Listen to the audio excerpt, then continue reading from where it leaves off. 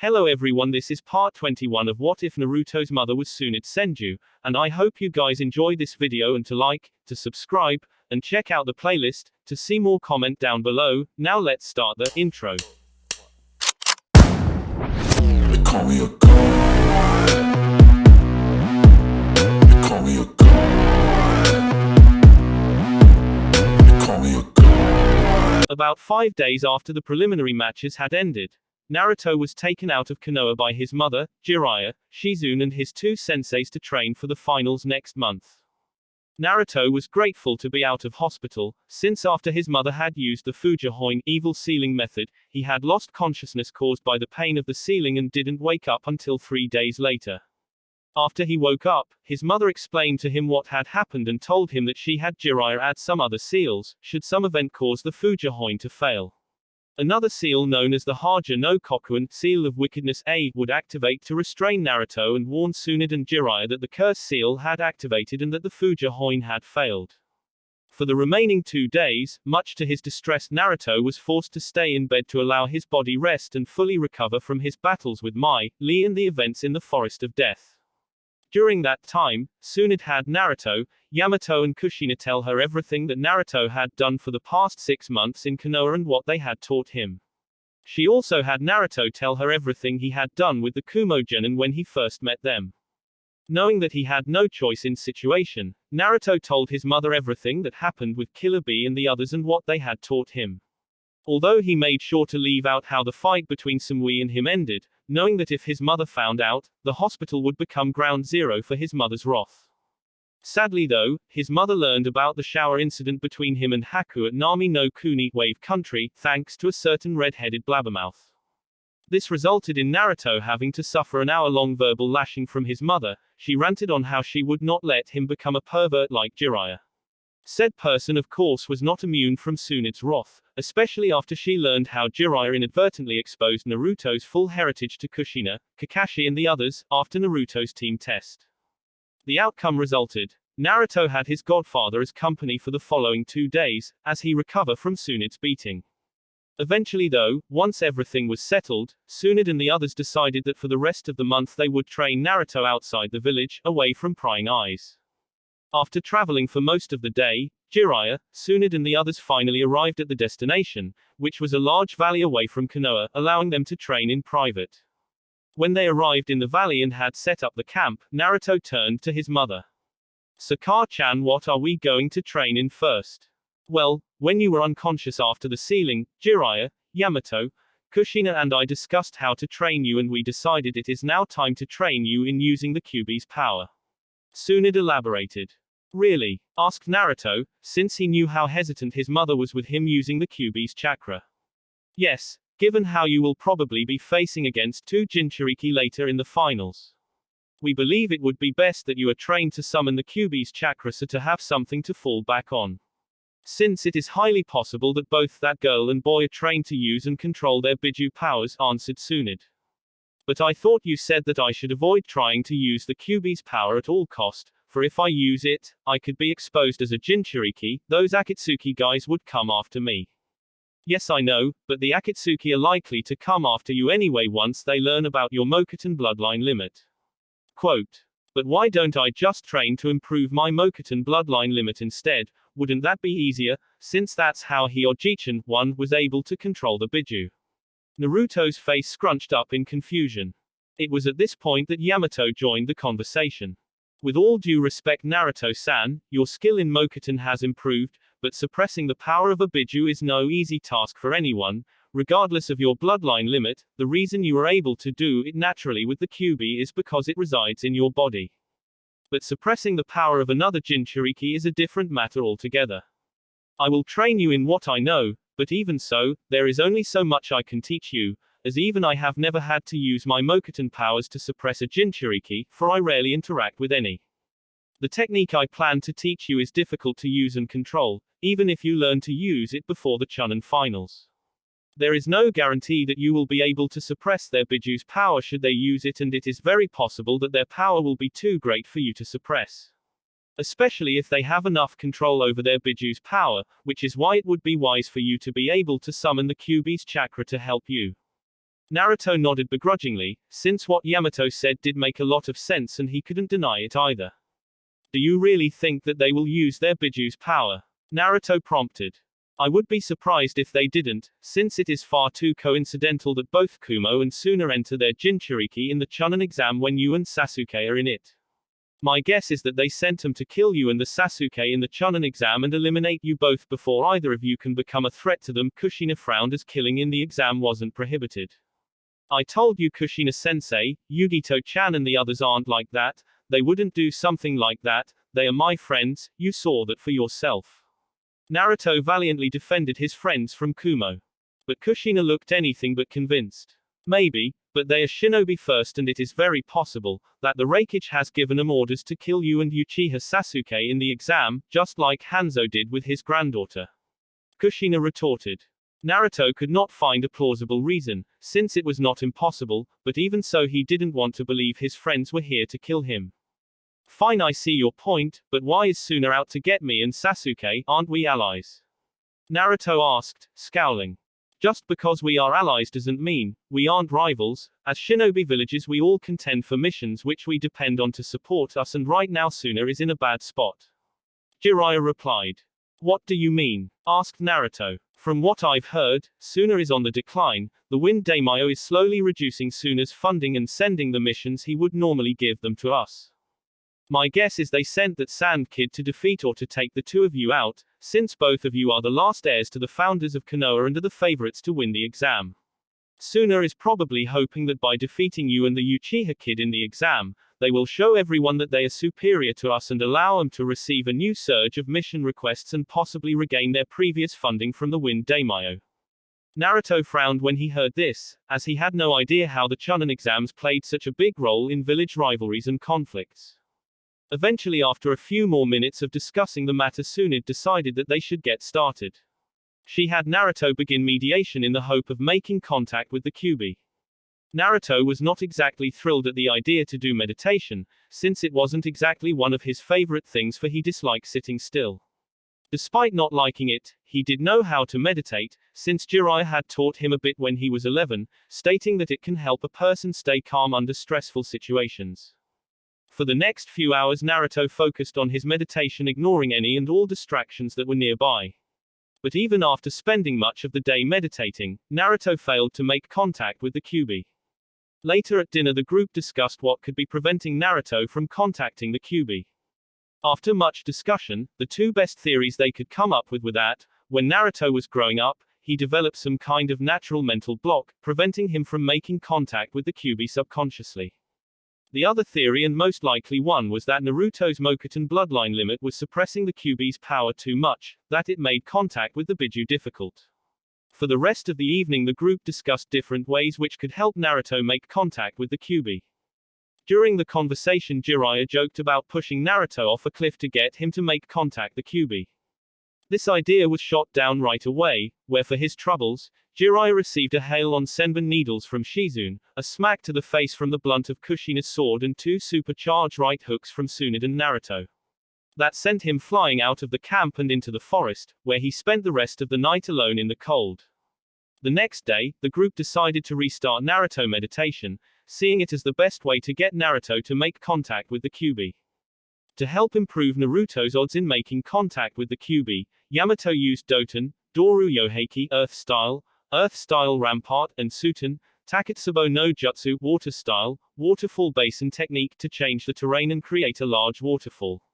Allowing Naruto to sit under the waterfall, where his concentration would improve and increase his chance in making contact with the Kyuubi. After taking off his clothes, leaving only his black shorts, Naruto went over to the bottom of the waterfall and sat underneath it and concentrated on contacting his tenant. Eventually, after a few hours and after much meditation, he finally hit pay dirt and found himself in a long dark underground hallway covered in an inch of water. Inside Naruto Mindscape, Naruto took the first left turn to see where it led. As he walked down the dark hallway, he could sense an immense and dark chakra coming from the end of the hallway. Jackpot then. After walking for a few minutes he saw a light at the end. When he reached it, he found himself in a massive room with a giant gate opposite of him, held together by a piece of paper that read, Seal. As Naruto walked closer to the cage doors, he suddenly saw a glowing pair of menacing red eyes and a massive mouth that looked like it could gobble him up in one single bite. Looking closer, Naruto could also see a massive amount of red chakra surrounding the creature, making its appearance the more intimidating. Naruto knew at that moment that he was facing the legendary Kyuubi no Yoko, nine-tailed demon fox, otherwise known as the Bakijitsu monster fox, and the demon of destruction. Come closer, the massive demon urged. His voice a low tenor, dark and menacing, and it held a certain growl at the end of the sentence. Naruto slowly made his way closer to the gate, all the while keeping his senses on high alert, since he did not trust the fox. Thankfully his caution paid off, since as soon as he got closer to the cage, the giant fox lashed out at Naruto, where it tried to pierce Naruto with its giant claws. Fortunately though, Naruto was able to jump back and away from the Kyuubi's claws, where they were stopped from going any further by the bars on the gate, as the Kyuubi's paw was too big to squeeze between them. I would love nothing more than to devour you, but this gate will not open. Thanks to this detestable seal that your wretched father the Yondaime Hokage placed. Kyuubi spat, eyes glowing with rage. You know that my father is the Yondaime Hokage? Naruto asked, bemused. Of course. I am also aware that you're the descendant of the Shodai Hokage and that you possess the same power that he did, which is why my power and influence has been suppressed so much. So tell me, why have you come here after all this time? Kyuubi was anything but pleased. I want your power, Naruto said bluntly, looking at the fox right in the eye, a show of dominance. If this fox think he could be a freeloader in his body, he'll be proven sorely wrong. Kyuubi stared at Naruto. So, you want my power? No doubt to help you fight the hosts of those weaklings Shukaku and Nibi. You know about them as well. Naruto mused.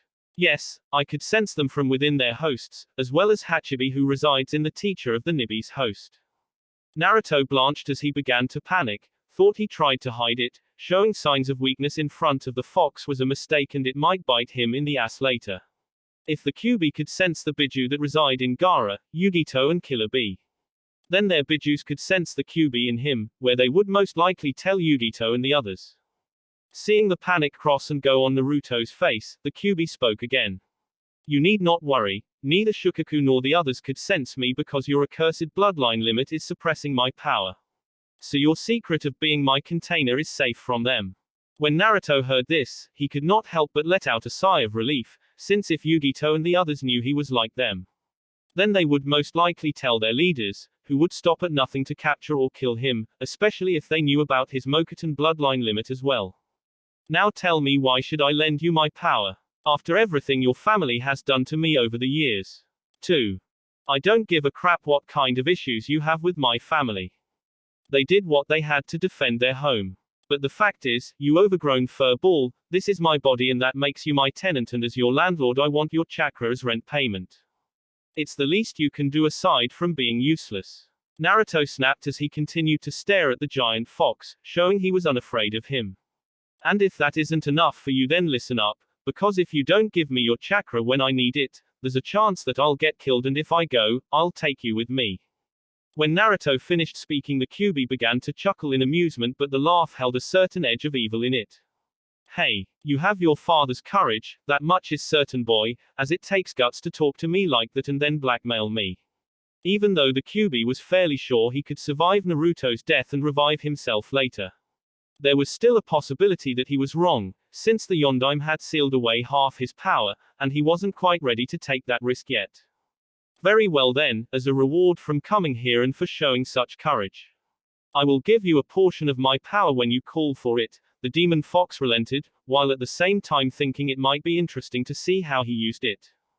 Naruto smirked in triumph, though it looked like a foxy grin. Outside Naruto's mindscape, after Naruto awoke from his meditation, he immediately left the waterfall and went over to his mother and the others, who were at the camp waiting patiently to see if Naruto had made contact with the Kyuubi. For the next few minutes, Naruto explained to Tsunade and the others what happened. When Naruto finished explaining, the 5 elder shinobi were quite pleased that everything went without incident. They were especially relieved to hear that thanks to Naruto's Mokuton bloodline limit suppressing the Kyuubi's power, preventing the other Jinchuriki from sensing the Kyuubi, the last thing any of them needed was for the other villagers to learn that Naruto was the Jinchuriki of the Kyuubi. Once everything was explained and Naruto had changed back into his clothes, Tsunade and Jiraiya decided to go to the next phase of Naruto's training. As soon as Naruto was ready to go, Tsunade and the others then took Naruto to the other end of the valley. Why do we need to come here? If we didn't, the camp would be destroyed in a matter of seconds, Tsunade replied simply. Soon they arrived at the other end of the valley. Tsunade turned to her son and began to explain what they were going to do next. Okay, Naru-chan, Jiraiya and I have talked about this for a while and we've both agreed that it is time that you learned how to summon. Really? Naruto beamed with excitement, since being able to summon was something he wanted to learn for as long as he could remember.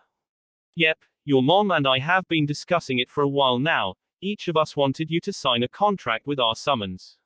So we decided that if both the slugs and the toads agree you can summon them both, Jiraiya replied, who couldn't help but return Naruto's grin. At hearing this, Naruto became even more excited, since he knew some of the summons already. His mother and Jiraiya had summoned some of the smaller summons for him to play with when he was younger. Eventually Tsunade decided to start things off, where she bit her thumb and did some hand seals before slamming her hand onto the ground and yelling, Kuchio's no jutsu summoning technique.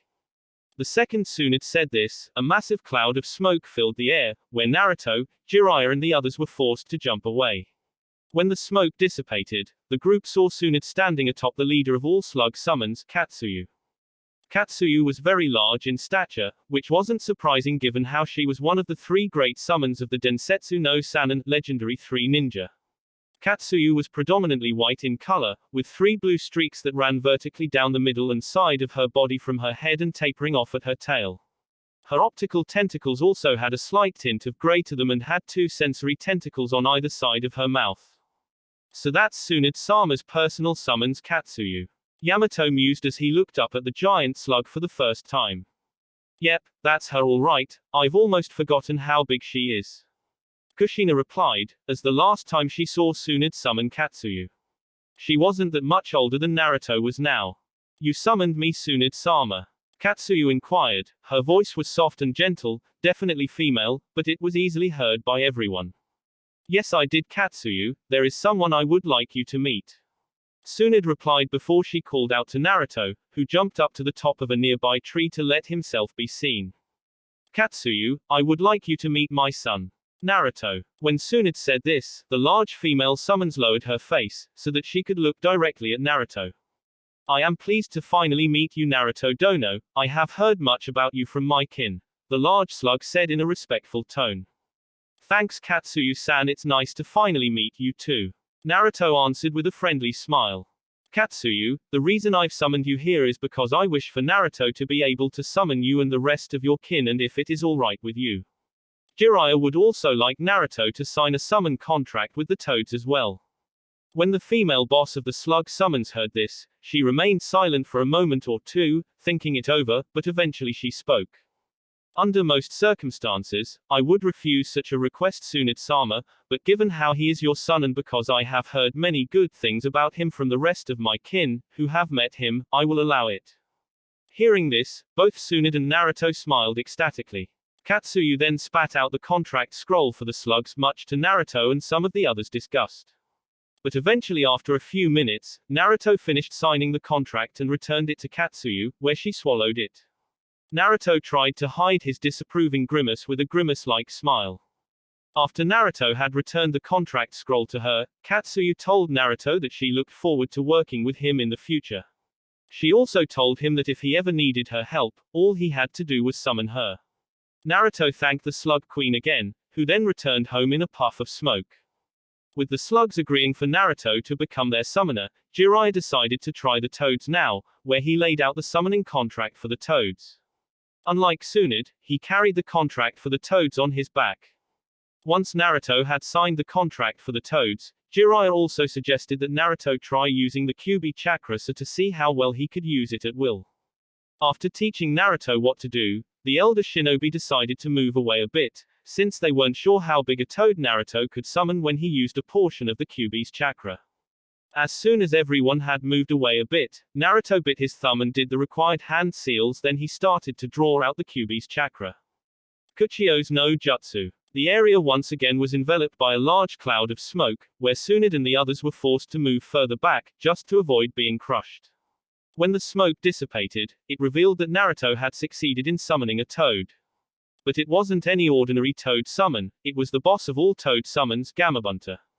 Like Katsuyu, Gamabunta was a very large summon, who towered over the surrounding trees. His skin color was a dull rusty red, but around his eyes and on his lips and chest he had brighter red markings. Over his left eye, he had a scar no doubt caused from some fight, although could still see out of it his eye. He wore a large blue happy vest, and carried a massive dosu blade at his hip and held a large kaseru pipe in his mouth. Damn, the kid overdid it with the Kyuubi's chakra, looks like he's going to need some training to use it right. Jiraiya muttered when he saw that Naruto had summoned Gamabunta. Jiraiya also knew that this could complicate things, even he had trouble dealing with Gamabunta at times. Crap, I don't know why but I'm bushed, it must be because I used the Kyuubi's chakra. Naruto thought as he slowly got back onto his feet after falling ungracefully on his ass. But as soon as Naruto got back onto his feet, Gamabunta suddenly brought his head down, causing Naruto to fall forward and onto Gamabunta's nose. Who the hell are you? The toad boss shouted angrily when he saw Naruto and forced the young blonde to cover his ears, due to the loudness of his voice. His voice was loud, unlike Katsuyu's or even the Kyuubi's. Why don't you ask more politely first, instead of yelling at someone, you overgrown wart? Naruto snapped angrily as he stood up and glared at Gamabunta, since he didn't appreciate being yelled at when he didn't do anything to offend said person. Ah, damn it brat, now you've gone and done it. Jiraiya groaned when he heard Naruto and slapped his face in frustration. When Gamabunta heard Naruto's reply, he was far from pleased. Why, you cheeky little brat. Do you have any idea who I am? Gamabunta growled. I am Gamabunta, the boss of all the toads, and I demand that you treat me with respect. Well, tough shit, I'd never treat some overgrown grouch like you with any kind of respect, so there. What are you going to do about it? Yelled Naruto. In a rare display of childishness, he stuck out his tongue and pulled his right eyelid down and went, Narush. The toad boss really irritated him at the moment. When Jiraiya and Tsunade saw this, both couldn't help but face palm, as things were getting worse by the minute. When Gamabunta saw this, the toad boss was furious and wanted nothing more than to swat Naruto like a fly. Jiraiya. Where are you, Jiraiya? Who the hell is this cheeky brat? Gamabunta yelled angrily. This isn't good, Jiraiya thought with some concern, from the tree he was standing in. As he knew from personal experience that when Gamabunta was like this, there was little to no chance in reasoning with him. Jiraiya, you idiot, come out here this instant. Gamabunta shouted loudly, as looked around for the toad sage. Why have you summoned me here? And who is this brat? Ero-sennin wasn't the one who summoned you here, it was me. Naruto yelled, gaining the toad boss's attention. At hearing, the toad boss began to laugh loudly, making it difficult for Naruto to stay on his nose. Whoa, wahahaha, that has got to be the most ridiculous thing I've ever heard in my life, Gamabunta said. There's no way that small brat like you could ever summon me. Well, you better, because it's true. This just caused the toad boss to laugh harder, as he refused to believe that a kid like Naruto could summon him. This angered Naruto further, since he didn't like to be mocked by anyone either. Shut up, you overgrown blowhard. Naruto shouted angrily, causing Gamabunta to stop laughing. I was the one that summoned you, so I expect you to treat me with some respect. You're seriously starting to piss me off, brat. You aren't even old enough to drink and yet you expect me to believe that you're my new summoner. Gamabunta said. Do you seriously want to die faster, brat? Continued the toad boss before he opened his mouth and spat out his tongue and had it grab onto Naruto, where he then dropped the young blonde unceremoniously onto the ground. Hey, what's the big idea? If you wanted me to get off, you could have just asked, you jackass. Naruto said angrily as he stood back up. Watch your mouth, brat. You should be grateful that I don't squash you like the cockroach you are after how much cheek you've given me. The annoyed Gamabunta replied as he stared down at Naruto. Just try it, you stupid toad. Naruto retorted as he glared up at Massive Toad, who narrowed his eyes in annoyance. Fortunately though, before things could escalate any further, Jiraiya and the others arrived. Whoa, easy there you two, Jiraiya said as he appeared between Naruto and Gamabunta and acted as the mediator between the two. About time you showed up, you idiot. Now who the hell is this brat and why did you summon me here? Gamabunta said when he saw Jiraiya. His name is Naruto and he is Tsunade and Minato's kid, and like he said earlier, he was the one that summoned you, not me. Jiraiya explained. When Gamabunta heard this, he was shocked. He of course knew about Naruto since he had been there at the Kyuubi attack. Also, some of the smaller toads had talked about him after meeting him when Jiraiya summoned him to play with Boy when he was younger. But still, this was his first time meeting the young blonde, and as he eyed Naruto further, he could see the strong similarities between Naruto and Minato. In fact, Naruto looked like a younger version of Minato, although there was still some difference between the two of them. Like the shape of his eyes and nose, not to mention his skin color was a lighter shade than Minato's and more like his mother. Well, there's no mistaking it, the boy is Minato's son, that for sure. The resemblance between the two of them is uncanny. Although he's more like Tsunade, personality-wise, the Toad boss thought as he glanced at Tsunade, who was now standing next to her son. After a few minutes, Gamabunta eventually got over his surprise and looked back at Jiraiya. So other than introducing me to the kid, why exactly was I brought here? Well, to be honest, it was sort of an accident, since I had the brat sign the contract and we decided to see how well he could use the Kyuubi's chakra by using it to summon one of the other toads. But the kid kind of went overboard with the chakra and summoned you instead. I was planning on summoning you later and introduce the two of you and get your approval of both him and of him sharing a contract with you and the slugs. What do you mean by that? The giant toad asked with a frown. Well, you see, Tsunade wanted Naruto to sign a contract with the slugs, and I wanted to do the same with you and the rest of the toads, since Minato would have wanted it as well. After a while, we agreed that if both you and Katsuyu agreed, we let him summon both. And Katsuyu agreed to this? Gamabunta asked in mild surprise. She did, Jiraiya responded with a nod. She's taken a liking to him. Look, I know that the brat and you kind of got off the wrong foot, but give him a shot. He's a good kid and I'm sure plenty of the other toads that have met him can vouch for him as well. Gamabunta frowned a bit, since many of the smaller toads who had met Naruto when he was younger had spoken fondly of him. His own two sons Gamakichi and Gamatatsu had even met and played with Naruto when they were younger, and like the other toads, his sons got on well with Naruto. Well, even if he is Minato's son and even if I do accept that he summoned me and forget the cheek he showed me earlier, I refuse to acknowledge an impudent little brat, who can't even stay on my back when I move, as my summoner, Gamabunta replied with a harumph. What if I can stay on you without falling off? Naruto challenged as he walked forward towards Gamabunta. What? If I can stay on you for the rest of the day and not fall off, will you acknowledge me as your summoner? Naruto asked. When Gamabunta first heard this, his first thought was to refuse it, but quickly decided to accept it, believing that it would be a good way to pay Naruto back for his cheek and have a little fun at his expense. Fine, I agree, but if you fall off, you have to agree to give up your contract with the toads, Gamabunta stated. Agreed, Naruto replied, before either Tsunade or Jiraiya could object, after which Gamabunta lowered his head and allowed Naruto to jump onto it. Okay, brat, but don't blame me if you die, Gamabunta grinned evilly, before he jumped up at high speed into the air. When Gamabunta jumped into the air, the force of the jump was so great that it nearly blew the young Senju off the giant toad. But fortunately, before he did, he grabbed the back of Gamabunta's happy vest and held onto it for dear life. Jiraiya and the others below were also affected by the force of the jump. They were nearly blown away. After recovering from the backlash of Gamabunta's jump, Shizune quickly turned to Jiraiya. Jiraiya-sama, don't you think you should try and stop this? If Gamabunta goes too far, Naruto might get hurt. You don't have to worry too much, Shizune, he won't go that far. Gamabunta is really just testing Naruto to see what he is made out of, the Toad Sage stated while chuckling. What's so funny, Jiraiya? Tsunade asked with a slight frown, when she saw Jiraiya smirking, as she was rather annoyed with how things were turning out between Gamabunta and Naruto. Oh, it's nothing much, I just found it funny, how similar this situation is to when Minato first summoned Gamabunta. What do you mean? Kushina asked, as this was the first she heard of this. Well, you might not believe this, given how well Gamabunta and Minato got on later on.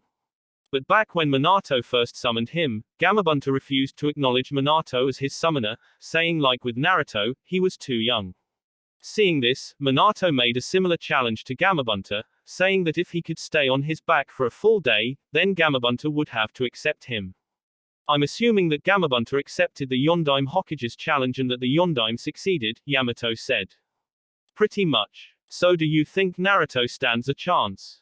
Shizune asked. Hard to say, although Gamabunta won't let the kid die, he still won't go easy on him. Not to mention the brat looked pretty worn after summoning Gamabunta, Jiraiya replied with a small frown. My guess is it was because of some kind after effect from using the Kyuubi's chakra. After hearing this, the others nodded, since they had all thought the same thing. Soon after though, they were awoken from the private thoughts by a loud crash, caused by Gamabunta landing on the ground again. Hearing the crash, the 5 shinobi decided to move up to some place higher where they could watch Naruto and see if he could win the challenge. For the next couple of hours, the valley was alive with activity, with Gamabunta jumping around at high speed, while Naruto held onto the large toad's vest for dear life so that he wouldn't fall off. Naruto had tried to channel his chakra onto his feet so to stay on Gamabunta, but could not, for he was too tired after using the Kyuubi's chakra. In fact, it was taking everything he had just to stay on the giant toad. As the day dragged on, Gamabunta was becoming slightly irritated with how Naruto was still holding out. He was even forced to admit that Naruto was tougher than he originally thought, since he knew how tired Naruto was after summoning him. Gamabunta jumped into a large nearby lake and began to swim around at high speed, making it even harder for Naruto to hold on. But regardless of what Gamabunta did, Naruto refused to fall off. The young Senju gritted his teeth, shivering slightly from the cold after the water hit him. Eventually though, the day neared an end and the sun began to set. When Naruto saw the sun beginning to set, he became even more determined to hold on, knowing that he was close to winning. Naruto was of course not the only one that became more determined when he saw the sun setting. The Toad boss became just as determined, since he refused to lose to Naruto, despite how tired he was now. Wanting to end this now, Gamabunta made one last massive jump high up into the air. Damn, Gamabunta is just as stubborn as ever, he just won't let up. Jiraiya commented, as he and the others watched the two from a safe place. Come on Naruto, just hold out a little longer. Kushina cheered, before Gamabunta landed with a massive crash near where they were.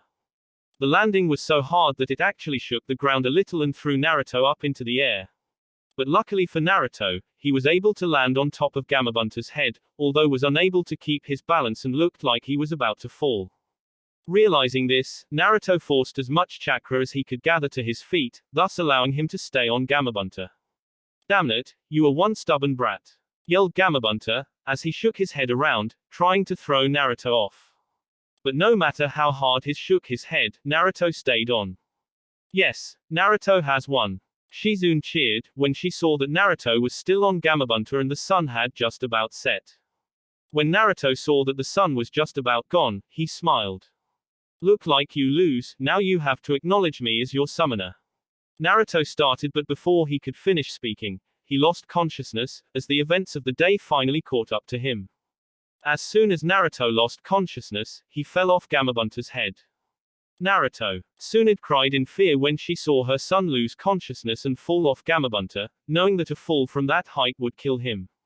But before she or any of the others could react, Gamabunta spat out his tongue and caught Naruto before he could hit the ground, where he then placed him gently on the ground. As soon as Gamabunta had placed Naruto on the ground, Tsunade and the others quickly appeared next to Naruto, where the female Senju quickly examined her son. Is he alright? Kushina asked in concern. Yes he is, Tsunade replied with relief, he's just exhausted. Too bad brat, you were close to winning, Gamabunta spoke, when saw the sun finally sink under the horizon. At hearing this, a sad look appeared on Shizune and Kushina's faces, since Naruto had been so close to winning. But since he lost, Gamabunta would be revoking Naruto's contract with the Toads. So do you plan to revoke Naruto's contract? Kushina asked when she looked up at the Toad boss. The boy may have lost, but he has proven himself through his determination, so I won't have his contract with us revoked and I'll agree to share it with the slugs. Gamabunta answered, before grinning impishly down at the unconscious Naruto. In many ways he reminds me a lot of his father the Yondaime Hokage, and he is the first person since the Yondaime to stay on me that long. He may still be much too young for me to regard him as my summoner. But I will acknowledge him as my subordinate and help him when he needs it. When Tsunade and the others heard this they all smiled as that was good enough for them, and it would be good enough for Naruto.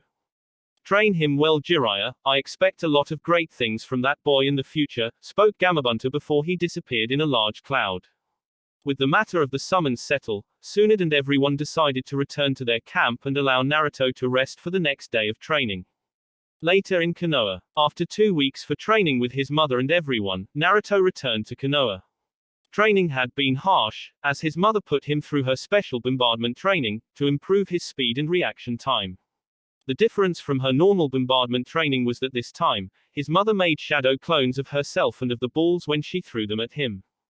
Naruto survived the training, but just barely. The young blonde at that point had wondered if what his mother was doing to him could be considered child abuse. And if that wasn't enough, Naruto also had to deal with his sensei Kushina, who was just as relentless as his mother when it came to training, where she was teaching him some other techniques from her Arasuigen no Mai dance of the raging water goddess style. He was also currently being trained by Jiraiya is using the Kyuubi's chakra better, and although his control had improved, he couldn't escape the side effects, where each time he used it, he became physically drained. It was double-edged technique. When Naruto told the others of how he felt after each time he used the Kyuubi's chakra, they figured it was due to his Mokuton bloodline limit.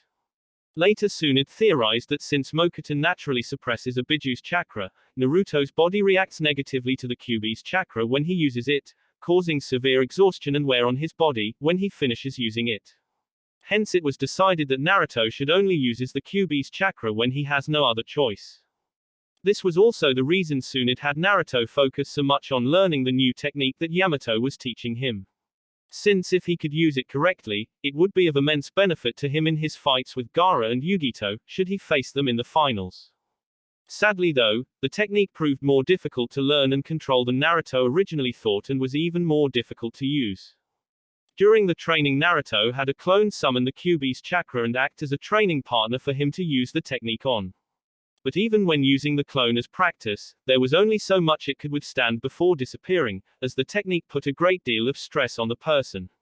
But regardless of this setback, Naruto was determined to master the technique before the Chunin finals. As Naruto jumped across the rooftops of Konoha, he could not help but be grateful for the day off from training, since he had hoped for the chance to see how Lee was doing after their fight. His mother was with Jiraiya in meeting with the Sandaime, while Shizune was in the market gathering some supplies before they returned to training. Kushina and Yamato had also gone their own paths, where Kushina said she was going to have some ramen, while Yamato stated he had some errands to run. When Naruto arrived at the hospital, carrying a bunch of flowers he had created, he asked the nurse on station for Lee's room. The nurse was of course quite helpful, where she directed Naruto to Lee's room. After arriving at Lee's room, Naruto found that his bushy-haired friend was asleep. Not wanting to disturb him and allow Lee to get some rest, Naruto left the flowers he planned to give to Lee, next to beside table. Before he left, Naruto took a quick look at Lee's medical charts, where she saw that Lee was slowly recovering, but would need a lot of treatment and physical therapy. Naruto felt guilty over Lee's condition, since he had caused most of the injuries that Lee had. After a while pondering, Naruto left the room. He walked down the hall in a brisk pace but came to a stop when he came face to face with Lee's sensei Maito Guy, who seemed surprised at seeing Naruto. Naruto-san, I did not expect to see you here. I had heard that you had left the village to do some private training with your mother Tsunade-sama, Jiraiya-sama and your teachers Kushina-san and Yamato-san. Yes, I did. I'm just back for the day. I had come to see how Lee was doing, but since he is sleeping, I decided not to disturb him. Naruto felt slightly uncomfortable in the man's presence after what he did to his student. Are you sure? I'm certain Lee wouldn't mind me waking him to speak to you. I'm certain, Lee needs all the rest he can. I'm sure I'll see him at the Chunin finals. I understand. Guy replied with a nod. If you don't mind me saying, Guy-sensei, but I'm sort of surprised that you're here. I thought you would be with Neji, helping him train for the finals. Neji-kun has Tenten helping him. He had stated he only needed her help to train for his match against you. I see, Naruto answered before excusing himself. As Naruto walked down the hall, he suddenly stopped and called out to Guy. Guy-sensei, if you don't mind, could you give Lee a message for me? Of course, replied Guy. Could you tell him that as far as I'm concerned, I won only by sheer luck, and if it wasn't for the halt in his attack, he would have won. But regardless of the outcome of the fight, he is already a great shinobi and he was one of the strongest opponents that I ever fought, and he has my respect and I will gladly fight him again if he wishes. When Guy heard this, the green-clad man smiled. I will of course, Naruto-san, it would mean a great deal to him to hear this. After Guy had agreed to deliver his message to Lee, Naruto nodded curtly and walked away. After leaving the hospital, Naruto jumped across the rooftops of Konoha and made his way to Ichiraku Ramen Bar to have lunch since he hadn't had ramen in over 2 weeks, which was torture for him. As he made his way across the rooftops, Naruto suddenly noticed a familiar face in the street below.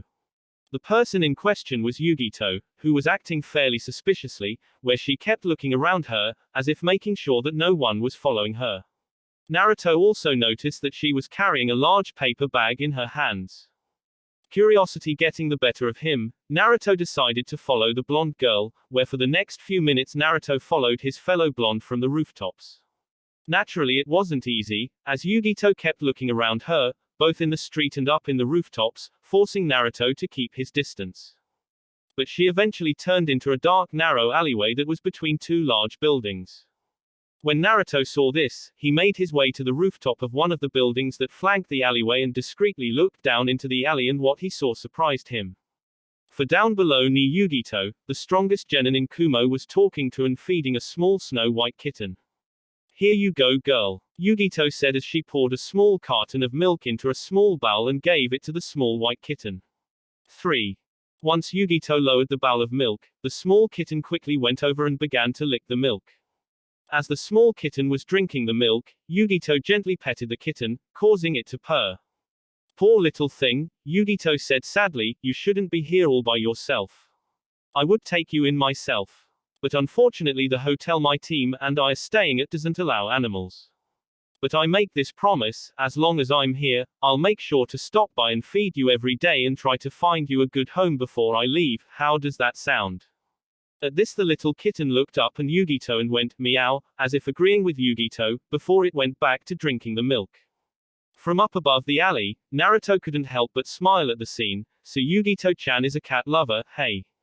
Who'd thought it? But then again I guess it makes a bit sense that she liked cats, since she is the Jinchuriki of the Nibi no Bakeneko 2-tailed monster cat. For the next 10 minutes, Naruto watched the kitten drink the milk, where once it was finished, Yugito took out a small piece of fish and placed it on the bowl, allowing the kitten to eat it. After a little while, the little kitten finished eating the piece of fish and licked the bowl clean. All done, Yugito asked, where the white kitten looked up and meowed at Yugito. Good, replied Yugito with a smile, before she took out a small feather waggler, and began to play with the kitten. As Yugito played with the kitten, she suddenly said, "Nya, Nya, Nya," in a cute and girly kind of way, something that Naruto never thought he would hear from Yugito of all people. When Naruto heard this, a small snort of laughter busted from his lips. Sadly though for Naruto, Yugito's keen shinobi hearing picked up on the small snort, where before Naruto realized it, a set of shuriken appeared in her left free hand and flew up to where he was. Acting fast, Naruto quickly rolled out of the path of the shuriken and moved behind a large rooftop fan.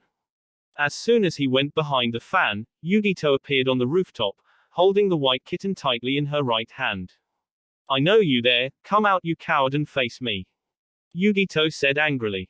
Knowing the jig was up, Naruto slowly came out from behind the fan with his hands up in surrender and a goofy, but guilty look on his face.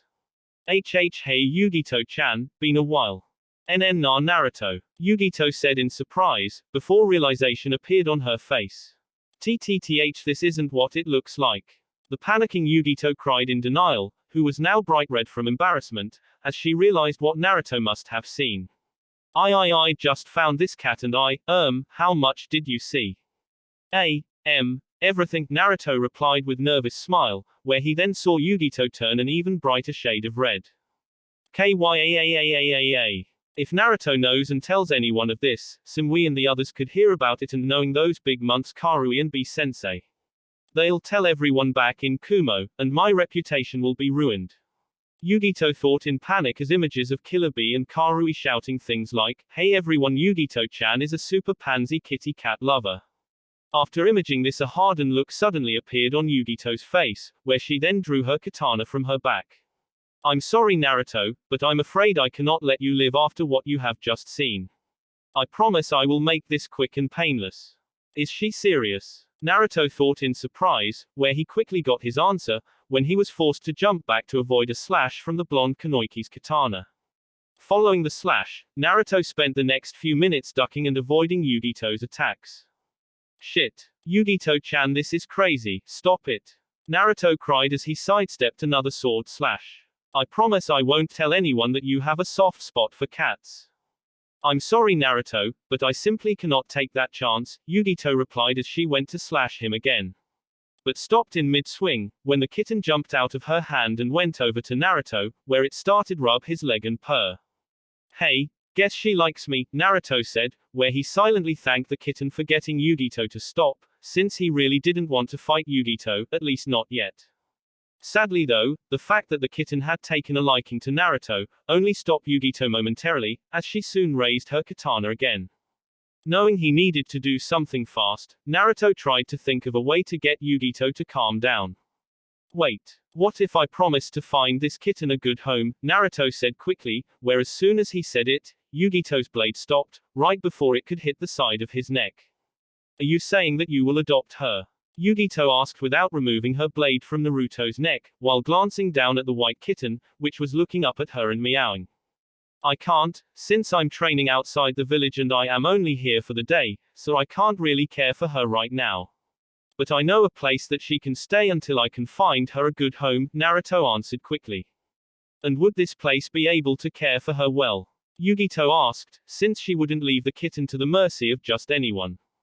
Yeah, they'll be able to take real good care of her, since they specialize in caring for animals and they owe me a favor from a while back. For a moment Yugito did not answer, where she silently considered Naruto's offer, but eventually she pulled her katana from Naruto's neck and sheathed it. Very well, I accept your offer Naruto, but be warned, if they mistreat her in any way, it will be you who will hold responsible.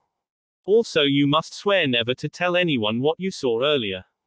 At this Naruto nodded his head violently, knowing that if he didn't promise, Yugito would turn him into a human scratching post. 5. No prob, I swear I won't tell a soul, Naruto said, although if you ask me, you shouldn't be so afraid to let people know you have a soft side and that you like cats, as I don't see any harm, in fact it's kind of cute. Cute. Yugito thought in surprise, where she couldn't help but blush a little when Naruto mentioned her being cute, since no one had ever really called her cute before. Fortunately though Naruto didn't notice as he was picking up the kitten, and when he looked back up, she had forced it to die down. Once Naruto handed Yugito the kitten, he told her to follow him, where the two of them took off together. After traveling through the village for a few minutes, Naruto and Yugito arrived at the destination, which turned out to be the Inuzuka clan kennels. When Yugito saw where Naruto was planning to leave the kitten, she turned and glared angrily at Naruto. This is where you plan to put her, a kennel full of dogs. Hey easy Yugito-chan. Naruto said quickly as he raised his hands up in defense. Look, I know how it looks, but trust me, she'll be fine her I promise, they treat other animals here, so I'm sure they be able to take good care of her. I should hope so, for your sake, Yugito replied gruffly. When the two entered the front office, they found a young girl at the front desk filing away papers. Can I help you too? The young woman asked. I'm looking for Inuzuka-chum, Naruto replied. May I ask who is asking?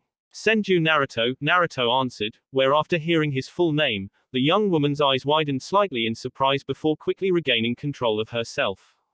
I'm sorry Senju-sama, but Chum-sama is away at the moment, but her daughter Hana-san is here, would she be of help? Yeah, she would be fine. Very well, I get her now, please wait a moment, the woman said before she went back to get Hana. As they waited for the woman to return with Hana, Yugito turned to Naruto with a raised eyebrow over how the woman spoke to him. Naruto of course replied with an annoyed sigh that said, don't ask. Soon after, the woman returned with Hana, who quickly greeted Naruto when she saw him. Hello again Naruto-san. Hey Hana-san, nice to see you again. Naruto replied with a smile. So may I ask why you are here and who is your friend here? Hana asked as she turned to Yugito. This is Yugito, and as to why we are here, well, I hoping to ask you for a favor. Yugito, you say? Hana muttered, where she finally took notice of Yugito's headband. You wouldn't happen to be the same Kumo Kanoiki that defeated my younger brother Kiba in the preliminaries, would you? When Hana asked this, Yugito was bemused by the news that Hana was Kiba's older sister, since she didn't seem to be anything like him. But she soon got over her surprise and nodded, confirming Hana's suspicion that she was the one who defeated Kiba. Is Kiba here? Naruto asked with some concern, since knowing Kiba he was probably still a little mad over losing to Yugito. Kiba was a sore loser after all. No, he's off helping his teammate Shino train for the Chunin final, so you needn't worry. Hana replied, as if she had read his mind, knowing what he was concerned about. Relieved to hear this, Naruto then went on to explain the reason why he and Yugito were here. When Naruto finished explaining, Hana frowned slightly and looked at the kitten for a few minutes before speaking. Although we do treat other animals when they're injured or sick and keep them here when they're recovering, we aren't a shelter for homeless animals, Hana said. But before Yugito or Naruto could respond to this, the female Inuzuka smiled and continued speaking. But since we technically owe you for finding Kurimaru and bringing him back safely, I think we can make an exception and let her stay here for a while, until you can find her a good home. After hearing this, Naruto smiled and thanked Hana, who responded by saying it was nothing.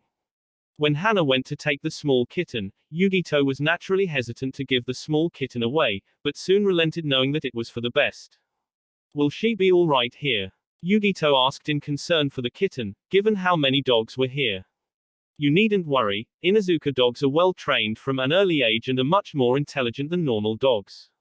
They won't bother her, plus we have a room here that is just for cats, so she won't be bothered by any of the younger pups who might bother her, Hana explained.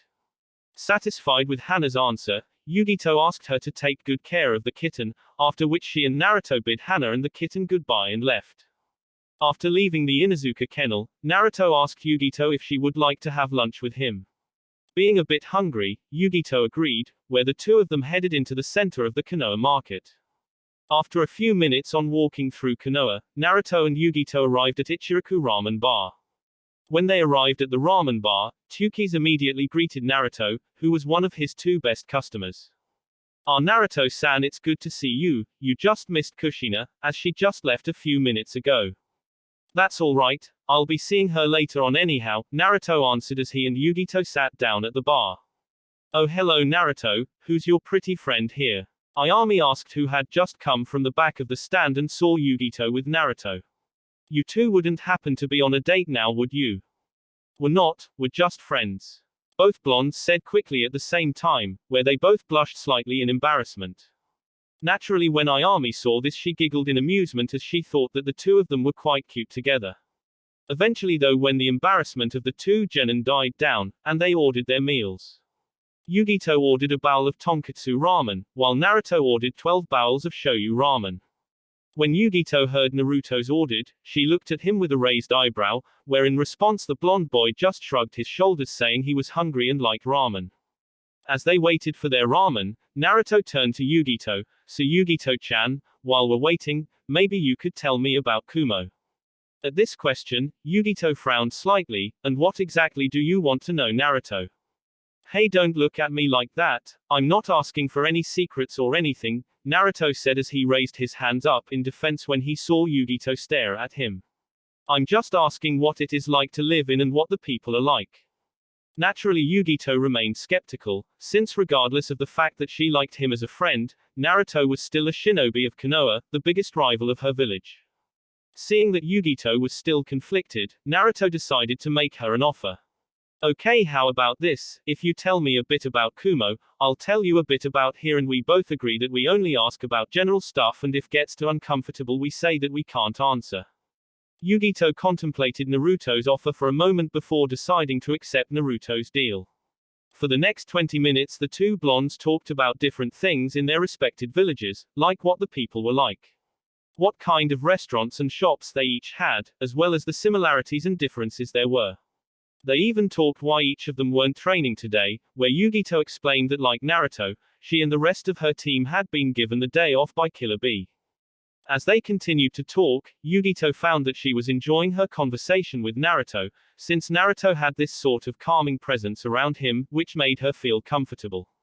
Eventually Tsuki and Ayami brought their orders over to them. When Yugito started eating her ramen, she found that Ichiraku's ramen was actually quite nice. This is very good, it's much better than Hakaku's ramen in Kumo, the blonde Kunoiki commented as she continued to eat her ramen. Of course, Naruto replied, who had just finished eating his first bowl of ramen and was starting his second one that Ayami handed to him. Ayami-chan and old man Tuki's ramen is the best anywhere. Tuki was quite pleased to hear this, as he always enjoyed hearing that people enjoyed his ramen. That's very sweet of you to say, Naruto-kun, Ayami said with a smile, where she gave the young Senju a small kiss on the cheek, which made Naruto go red. When Yugito saw this, the female Jinchuriki felt slightly irritated by what Ayami did, despite the fact that she didn't know why. Sensing Yugito's irritation, Nibi decided to have a little fun with her host. So kitten, having fun on your date? The monster cat asked in a teasing tone. This isn't a date, we're just having lunch together, that's it, Yugito responded with a small blush at the thought of her and Naruto being on a date. The two of you by yourselves having lunch together, looks and sounds like a date to me, the Nibi replied in an amused tone. I told you, it's not a date, Yugito replied with annoyance, how many times do I have to tell you that I don't think of Naruto that way? Really? Well, if that's true, then why were you so annoyed when that girl kissed him? Naturally, Yugito didn't have an answer to this question right away, and by the time she came up with one, the Nibi continued. If you ask me, kitten, you better make a move on him soon, you already have quite a bit of competition, not counting this one. Annoyed by how things were going, Yugito decided to ignore her Biju's comments and focused on eating her meal. After a little while, the two genin finished their meals, where Naruto attempted to try and pay for both their meals. But Yugito refused on principle, stating that she would pay for her own food. After leaving the ramen stand, the two walked through the streets of Konoha and continued to talk, where eventually Naruto decided to ask Yugito a question that had been on his mind for a while. If it's alright with you, Yugito-chan, I would like to ask you something. And what exactly do you want to know? I want to know your orders regarding me. Naruto asked with a serious tone. What are you talking about, Naruto? Yugito asked, since she was naturally surprised by Naruto's question. Look, Yugito, I know like a lot of people here in this exam, you have orders regarding Sasuke and me. Both of us are the last heirs to the founders of Konoha, and both of us have gained a lot of attention lately, especially me, given my sudden appearance. It's no coincidence that you and the others enter the Chunin exam at the same time as me. My sensei Kushina and my family believe you're out to kill me, like Mai was.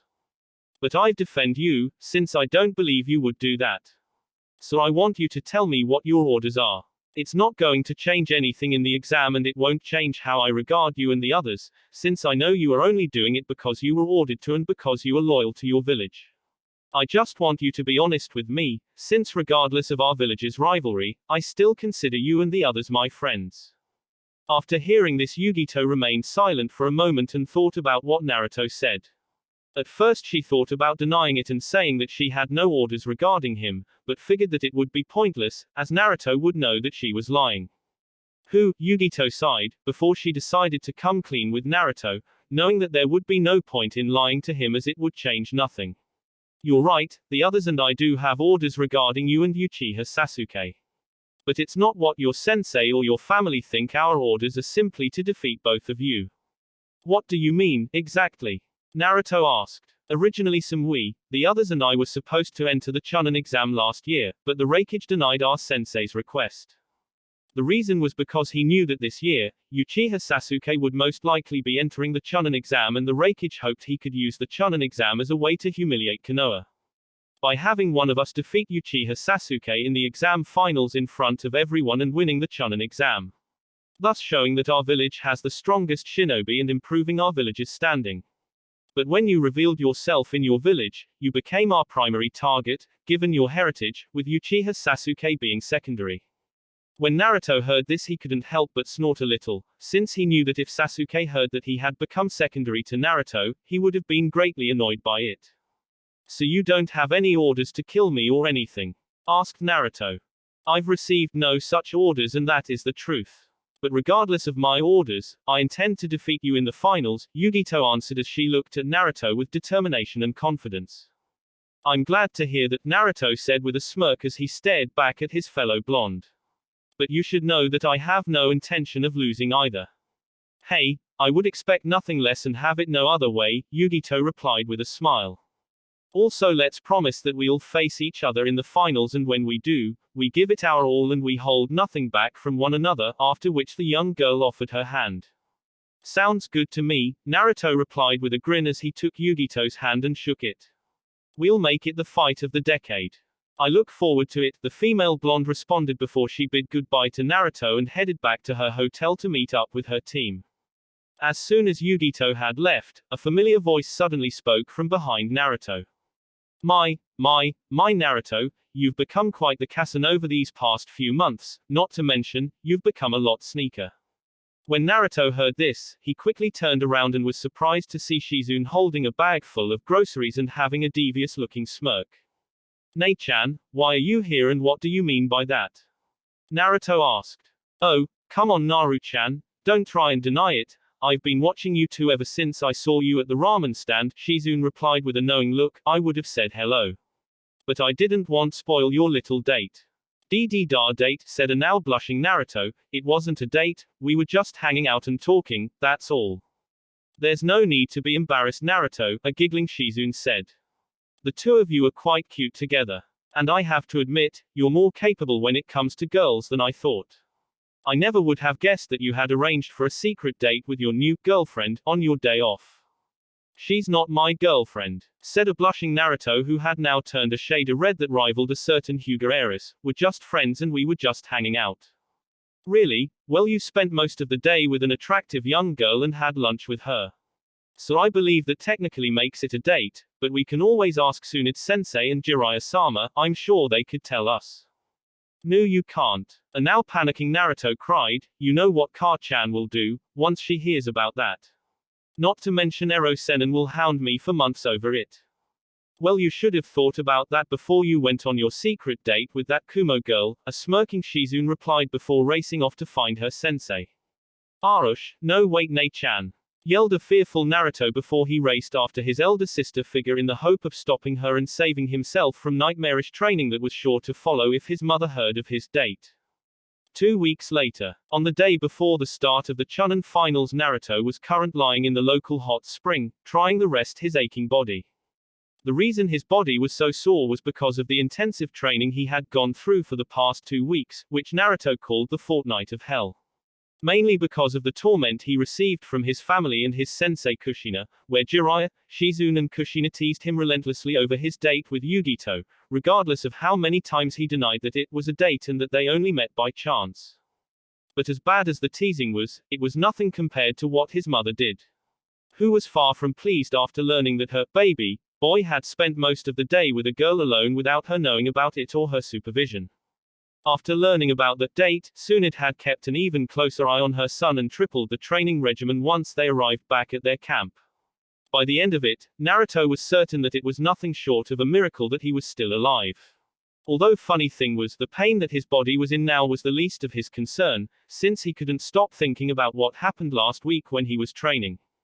Enter flashback. After dodging another sword slash from his sensei Kushina, Naruto jumped back to gain some distance from his female sensei. "Too slow Naruto, you need to be faster, your blonde girlfriend is no slouch and that Tsunade-genan's sand is just as fast," Kushina said with unusual seriousness as she stared at her student, who was panting slightly. Not far from him, Tsunade, Jiraiya and the others watched as Kushina continued with her kenjutsu training with Naruto. But just when Naruto was about to re-engage the former red-headed Anbu captain, she turned towards the tree line. At the same time, Naruto noticed that his mother and the others were all looking in the same direction, as if they were sensing something. Before Naruto could even ask any of them, his mother suddenly spoke. "We know you're there, you've shown impressive skill to have found us and sneaked this close without us sensing you. But your location is obvious with that murderous intent of yours, so I suggest you come out and show yourself before we make you." Knowing that he had been found out, the spy decided to come out from behind the tree he was standing behind. When he stepped out, Naruto was surprised to see that the spy was Gaara. "I knew that killing intent felt familiar," Jiraiya thought when he saw the red-headed Tsunade-genin, who slowly walked towards Naruto. "What do you want?" Kushina asked, as she stared at the Tsunade Jinchuriki with a guarded look. If you are here to start some trouble, then you've come to the wrong place. I did not come here to fight, I came here to ask him something, Gaara replied as he gave Naruto an intense look. What do you want to know? Naruto asked. What is your goal?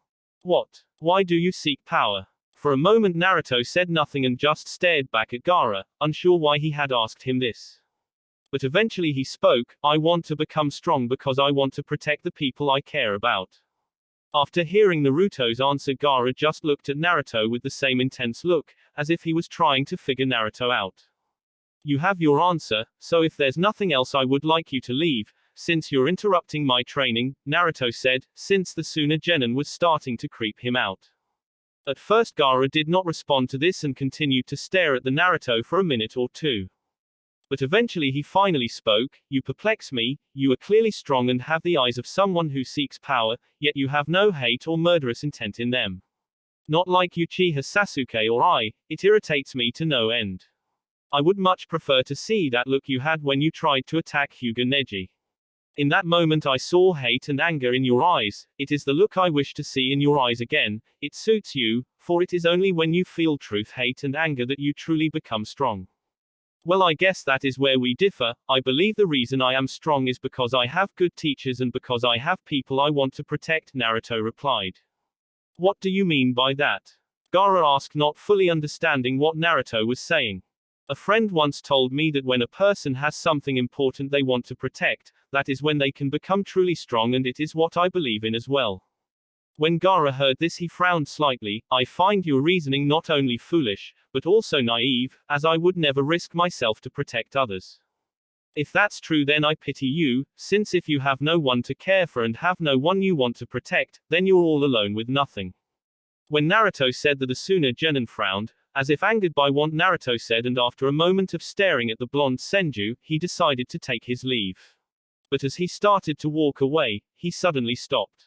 Make sure that you survive up until the final round, for you are now my prey, the red-headed boy said without even looking back at Naruto. After which he disappeared in a whirl of sand. End flashback. After his conversation with Gaara, Naruto could not shake off the look he saw in Gaara's eyes, which had been filled with nothing but anger and hate.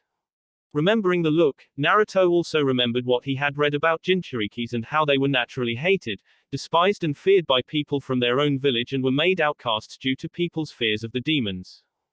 This of course made Naruto wonder what kind of life Gaara must have had when he was growing up, where he could not help but pity the Tsunade. He even felt somewhat responsible, since it was his ancestor the Shodai that gave Gaara's village the Ichibi no Shukaku, the one-tailed Shukaku, which resulted in Gaara later becoming a Jinchuriki. The more Naruto thought about Gaara and his life as a Jinchuriki, the more he began to wonder what life would have been like for him, if he had grown up in Konoha with people knowing that he held the Kyuubi within him. Eventually Naruto decided to leave the matter of Gaara for later and rest while he could. After leaving the hot spring and changing back into his regular clothes, Naruto decided to see how his mother was doing, who had gone to Konoha Hospital to see how well Lee was recovering. As he made his way across the street, he suddenly heard a familiar male voice coming from an isolated street to his right. When he turned he saw Furyoku Guzen with his two friends goons bothering a girl with short dark hair. 6. Hey, come on, I can take you to any place you could want to go and show you places you've never heard of, Guzen said as he placed his arm around the girl. Don't touch me. The girl yelled angrily as she glared at the boy and pushed his arm off her shoulder. Ah, come on, don't say that, we can have some fun if you just let me, Guzen said as he tried to take hold of the girl's hand, only for her to slap it away angrily. If you know what's good for you'll push off and leave me alone, the girl said as she glared at Guzen. Since she was losing patience with him and was about to lay a beat down on the arrogant prick. Before Guzen could respond to this, Naruto quickly walked over to the group and spoke.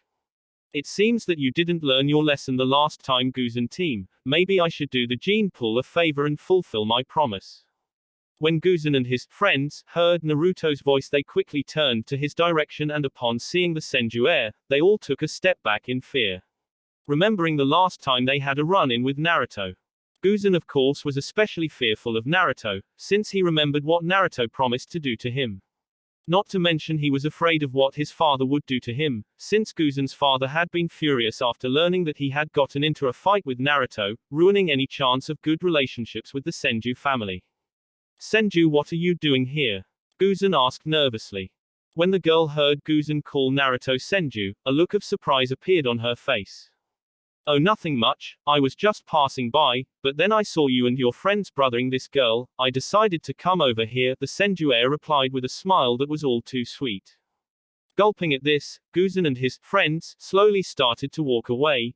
We weren't, she was just lost and we were just helping here to find her way, that all. Well, clearly she doesn't need your help, Naruto replied, so why don't you three get lost instead? Needing no further orders, Guzan and his goons quickly turned and fled as fast as their legs could take them, not knowing that Naruto had saved their hides. Are you all right, miss? Naruto asked as she turned to the girl.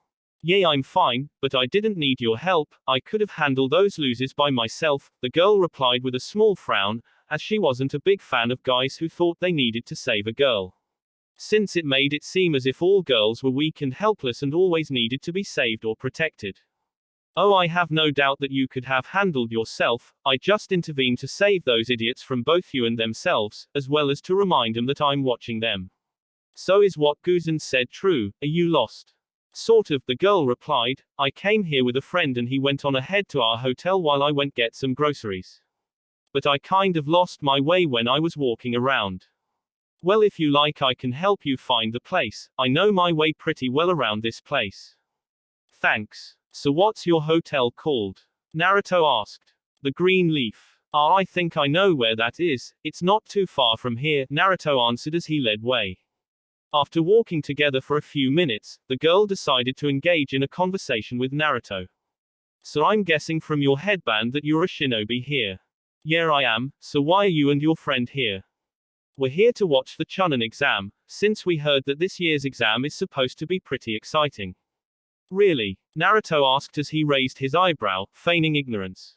So have you lived here long? The girl asked. Not that long, a couple of months, for the most of my life, I've been traveling with my family. We only recently came to live here, answered Naruto. That must be nice, you must have seen many different places and met a lot of different people. Yeah, I've seen a lot on my travels. What sort of places did you visit on your travels? The girl asked, but never got an answer. Well, we're here, Naruto said when they arrived in front of the Greenleaf Hotel. So we have, thanks for helping me out. Not a problem, glad I could help, eh? Urasu, my name is Urasu. Well, Urasa, my name is Naruto and it was nice meeting you, the Senju heir replied as he shook hands with Urasu and walked away. But when he walked away, a frown suddenly appeared on his face. Whoever she is not a regular person and has been trained in fighting, Naruto thought as when he found her with Guzan and his goons. Naruto noticed that she was subtly moving into a fighting stance, which was why he intervened, in the hope of figuring out who she was. Another reason he found her suspicious was her reason for getting lost, since when people usually visit a place, they go to their hotel first, not get groceries. He also found it odd that he didn't find her with any groceries, which made him believe she was a spy from another shinobi village. He also figured, given how interested she was in learning where he had been before he came to Konoha, that she had come here to learn more about him and what he could do. I'm going to have to tell Gigi about her, as there might be more to her mission than just learning about me, the spiky-haired blonde thought. After Naruto had left, the girl named Urasu went into the hotel and went up some stairs and down a small hallway before stopping at a door, where she then knocked on it before entering the room. When she entered the room, the girl found her partner sitting on his bed waiting for her to arrive. Her partner was a large hefty teen with dark eyes and hair, he had big cheeks and a plump nose and wore brown shirt with red pants. I'm glad you're back, I was starting to get worried, the young man said. Did you learn much while you were out? Not much, I'm afraid, as I ran into a little trouble with some guys trying to hit on me. But I did happen to have some luck, where I ran into our target. Senju Naruto, the teen asked, where the girl nodded. Were you able to learn anything from him? Afraid not, as we didn't talk for very long, although I did learn that his mother is here as well. Since when we were talking, he said when he mentioned living here, meaning that his mother is also living here now with him. Not surprising, but I guess it's something, so what should we do now? Asked the pulp teen. Should he continue walking around and gathering more intel? No, I think we should lay low for now, as we don't want to draw too much attention to ourselves as the finals start tomorrow. We'll see what he can do then, along with that Uchiha kid. Sounds good. If it's alright with you, I'm going to down and have some lunch. Do you want to join me? The young man asked. Nah, I'm fine. I going to have a shower and rest up. Okay, I'll see you later then, Kuretsuki. Yeah, see ya, Akatsuki, and watch yourself, the Chuchikage's granddaughter replied, where she and Akatsuki left the room and went their separate ways. Hokage's mansion. Currently sitting at his desk, the Sandaime Hokage of Konoha, Sarutobi Hiruzen was in deep thought. He had just finished speaking with his surrogate grandson Naruto, who had just left after telling him that he discovered 2 possibly spies in the village. When the Sandaime asked what made Naruto believe that there were spies in the village, he told him about the girl named Urasa, who he had met and why he was suspicious of her. Now, under most circumstances, the Sandaime might have told his surrogate grandson that he was being paranoid. But the Sandaime knew from past experience that a little paranoia could often save a shinobi's life. Plus, there was also the fact that the Chunin exam was tomorrow and hundreds of people from all around were coming to watch it. Security would be hard-pressed to watch everyone that came into the village, and it wouldn't too difficult for 1 or 2 spies to sneak into the village. After a moment or two of deep thought, the Sandaime decided to have one of his Anbu watch the girl Naruto met and her friend, just to be on the safe side. Once the Sandaime had thanked Naruto for alerting him to the girl and her friend, he wished him luck in his match tomorrow, after which the blonde left. When Naruto left, the Sandaime looked back down at the amount of paperwork that was on his desk, which had doubled in the past month, after the preliminaries matches had ended. However, thankfully he had Kage Bunshin no Jutsu, shadow clone technique, to help him out, where he created 2 clones and divided the work between them.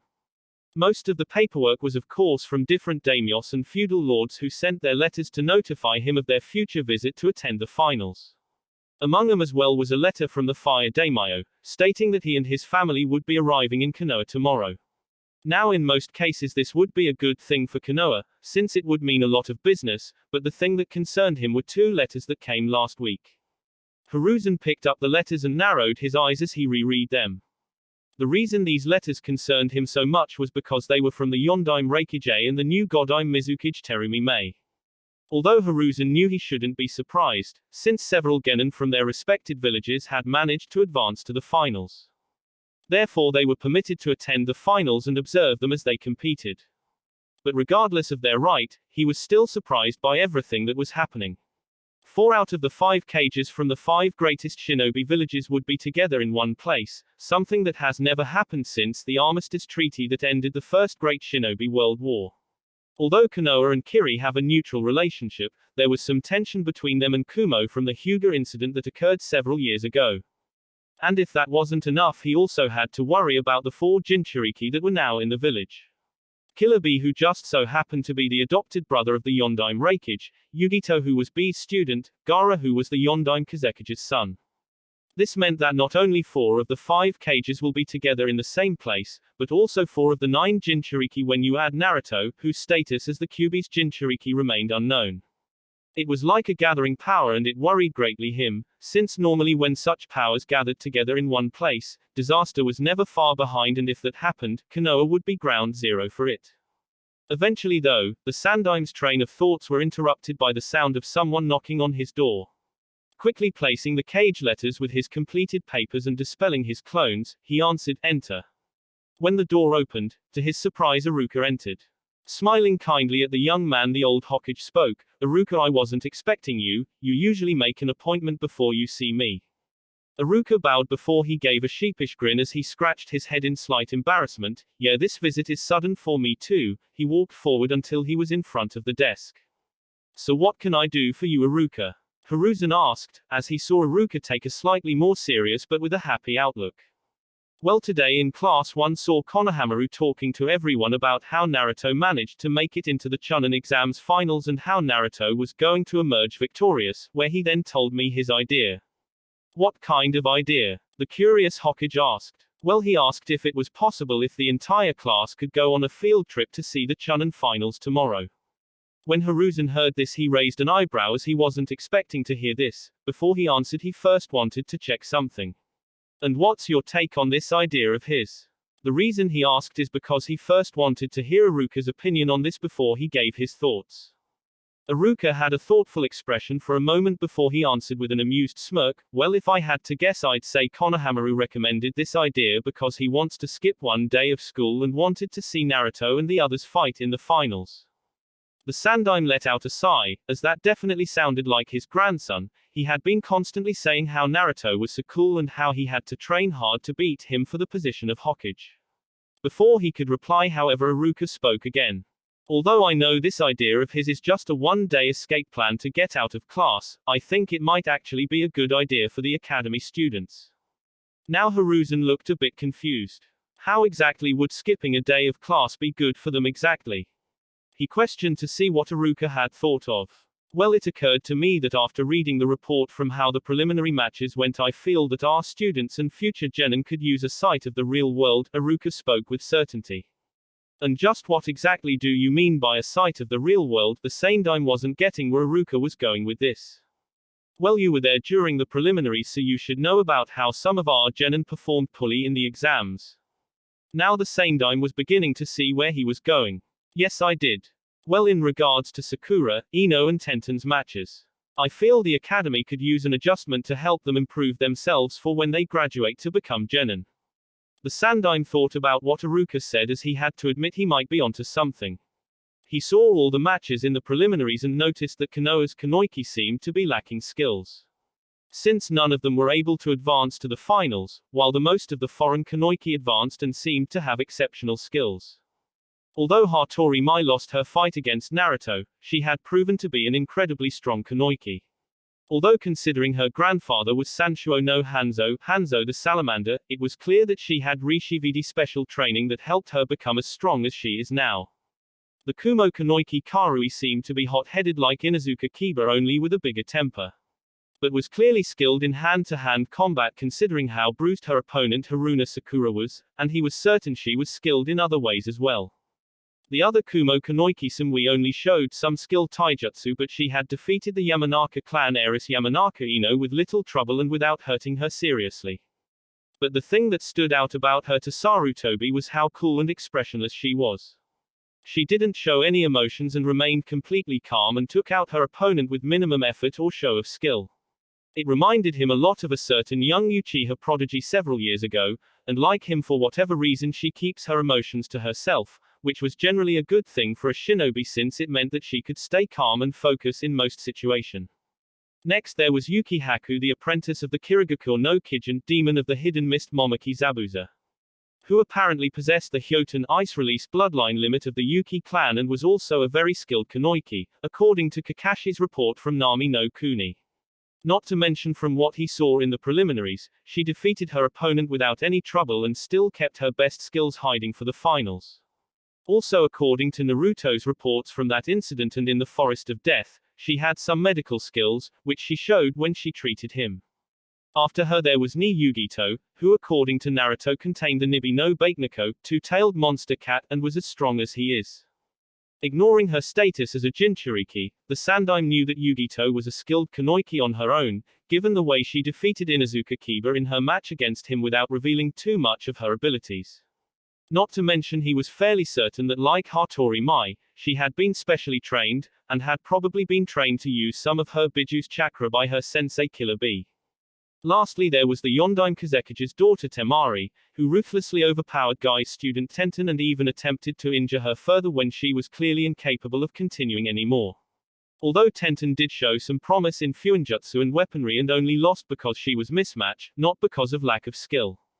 He also recalled Zabuza's remark and insult to their academy for not knowing about Mai's clan, the famed Hattori clan, or her grandfather. This of course made him wonder if their academy system could use a change to help it improve, since he felt they may have gotten a bit sloppy in the peaceful years they've had since the last Great War and the Kyuubi's attack on the Konoha. Perhaps you're right, Iruka, the Sandaime spoke as he stood up and looked out his window to see the stadium where the finals would be held tomorrow in the academy.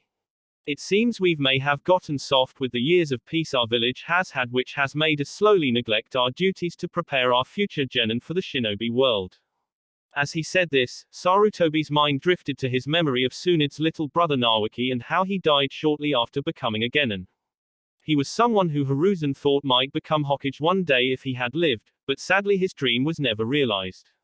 He recalled how he went to see his body, but found it was beyond recognition, much to the distraught of Tsunade. He wondered if Nawaki might have survived if he had only received a bit more training to prepare him for the harsh life that comes with being a shinobi. It's not just that Lord Hokage, Hiruzen turned back to Iruka when he suddenly spoke again. You need to take into account that our students are children. Kids today live innocent lives, where the only thing they worry about is passing their test to become shinobi.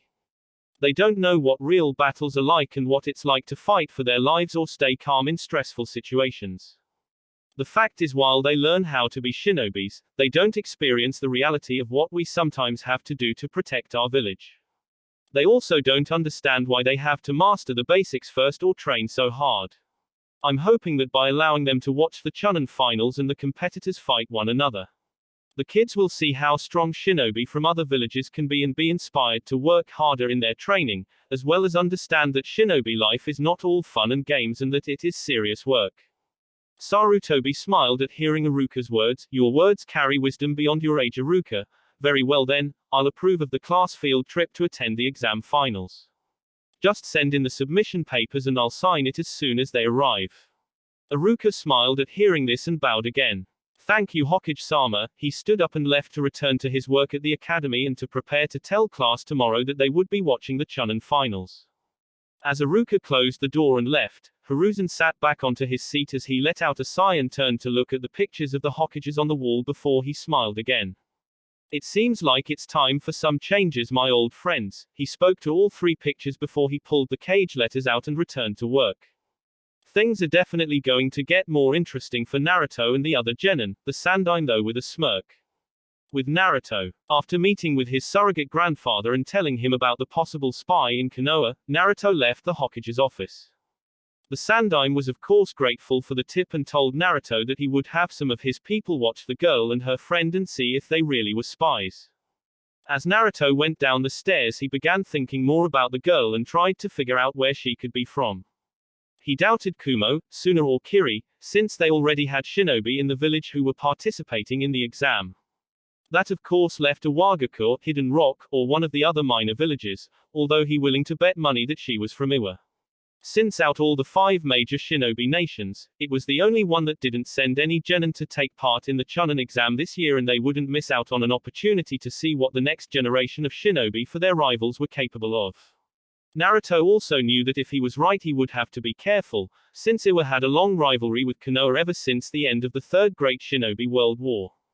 There was also the fact that many shinobi in Iwa hated his father for the many shinobi he killed and defeats he handed Iwa. Even though no one knew that Yondaime Hokage was his father, there was always a chance that someone could find out, and if that happened, he might as well have a bullseye on the back of his head that said kill me. Naruto's mind was so focused on who the girl was that he didn't pay attention to his surroundings, where he bumped into someone at the bottom of the stairs. A woo! Naruto cried, after he bumped into the person and struggled to keep from falling. Sorry, my fault, I wasn't paying attention of what I was doing Naruto said. But stopped before he could finish, as when looked up to the person, he saw that the person he had bumped into was a woman. The woman was tall and slender build and looked to be about in her early 20s. She had bright green eyes and long auburn hair that was styled into a herringbone pattern at the back with short bangs covering her right eye. She wore a long-sleeved, dark blue dress that fell just below the knees and was closed at the front with a zip, while kept open on the front right side from the waist down. The dress only covered up to the upper part of her arms and the underside of her breasts, allowing for a sizable view of her cleavage. She also wore shorts as the same color as her dress and underneath it, mesh leggings that reached down over her knees. All in all, Naruto found that the woman was extremely beautiful, being on par with the likes of his mother and Hinata's sensei Yuhi Kurenai. When Naruto first saw the woman he couldn't help but stare at her, but he was soon brought out of his trance when the woman smiled down at him and spoke. That quite all right, accidents happen. When the woman smiled down at him, Naruto couldn't but blush as her smile seemed to highlight her beauty even more and showed her pink-colored lips. As the woman looked down at Naruto and looked at him more closely, she noticed that his appearance was familiar to her, as if it matched a description she had heard. Before she could think on the matter further, she suddenly heard the voice of her escort. Mizukage-sama, is there something the matter? When the escort arrived, Naruto immediately recognized him as Ao, the captain of the Hunter Nin group, who had brought Haku and Zabuza back to Kirigakure Hidden Mist after the events in Nami no Kuni. But as surprised as Naruto was to see Ao, he was shocked to learn that the woman he had bumped into was the new Mizukage that he had heard about from his godfather Jiraiya. Shit, she's the Mizukage. Naruto thought in surprise, ah man, I'm in trouble, why do things like this always happen to me? At the same time, Ao glanced over at Naruto, and like Naruto, who recognized him, he recognized the spiky-haired blonde. You again. Do you know this boy Ao? The female Kage asked. Hi, I met him at Nami no Kuni with my team when we were retrieving Zabuza and Haku, Ao replied. This is Senju Naruto, heir to the Senju clan and Tsunade-sama's son. When the Mizukage heard this, she was naturally surprised, as she did not expect to meet Naruto like this. But eventually her surprise settled and she smiled again at Naruto. I'm pleased to finally to make you acquaintance, Naruto-san. I am a great admirer of your mother Tsunade-sama and I have heard much about you from Haku and Zabuza, who speak highly of your skill. I look forward to watching you in the finals. Arigato Mizukage-sama, Naruto replied in a respectful tone, also please accept my analogizes again for bumping into you. There is nothing to be sorry about, as I said accidents happen, beside how could I be angry at such a handsome young man? Mei replied, with a smile. Naturally after hearing this, Naruto turned a shade of red that would have rivaled any that a certain young Hyuga heiress could have turned. If he had been any redder, steam would have burst out of his ears. Mizukage-sama, we should get going, as I'm certain that the Hokage-sama has heard of our early arrival, Ao spoke suddenly, in the hope of getting to the matter as to why they were here. At this the Mizukage let out a sigh, as she would have liked to have talked Naruto further but knew that Ao was right. Very well, Mei said before turning back to Naruto, it was a pleasure talking to you Naruto-san, I look forward to seeing you again tomorrow, perhaps later we can chat again. I would like that, it was nice talking to you as well Mizukage-sama, Naruto answered as he slowly started to cool down. After which he stepped aside and allowed Mei and Ao to pass him by and head upstairs to the Hokage's office. After they left, Naruto let out a deep sigh, and headed for the main door. I gotta stop hanging around Ero Sennin so much, I'm starting to think like him. You should not try to get too friendly with that boy, he is a Konoha shinobi after all and one of Haku and Chojiro's targets, Ao spoke as they walked up the stairs. Oh stop your worry Ao, I was just curious about the boy, as I find him interesting. Besides I always did have a thing for blondes, Mei replied with a smile. You cannot afford to be so laid back Mizukage-sama, said Ao in a serious tone. You need to be more mindful of things. This is why many people in the village do not think you take your duties as Mizukage seriously. At this remark, Mei suddenly stopped walking up the stairs and turned around to look at Ao with a serious look on her face. I can assure you Ao that I take my duties as Mizukage very seriously. Mei drawled before an all too sweet smile appeared on her face, which made the one-eyed man sweat nervously. So kindly shut the fuck up, before I kill you. Gulping at this, Ao slowly nodded and watched the Mizukage turn away from him and walk back up the stairs. After the Mizukage started to walk back up the stairs, Ao let out a deep sigh and muttered, women, before quickly following after his leader. After his surprise meeting with the female Mizukage, Naruto decided to walk down the street to cool off a bit. Eventually after walking around Konoha for about an hour or so, Naruto found himself at the memorial stone and it was then that he heard some talking and barking. When Naruto turned to where he heard the talking and barking from, he saw Shino, Kiba and Akamaru emerging from the nearby tree line. Naturally when the two boys and the pup saw Naruto they were just as surprised to see him as he was to see them. Hey guys, funny meeting you here. Naruto greeted after see his two fellows Genin. Senju, what are you doing here? Don't tell me you were spying on us, so to have an edge over Shino. Kiba accused after seeing the spiky-haired blonde. TSK hardly, Naruto replied with a scoff. I'm only here by chance, besides it would be pretty stupid to try on spy Shino here, since I'm pretty sure his bugs would detect me. Peace Kiba, Naruto-san speaks the truth. If he had been spying on us, during our training, the Kikaichu I released around our training area would have detected him. Besides, I do not believe Naruto-san is the type to spy on his comrades, even when they are his competitors. Kiba frowned slightly after hearing this, but knew his teammate was right. Despite his dislike for the Senju heir, he knew that Naruto was an honorable person. I'm guessing given your current state, that you've been doing some last-minute training. You would be correct Naruto-san, Shino replied with a nod. Have you seen Hinata-chan lately or heard how she is doing?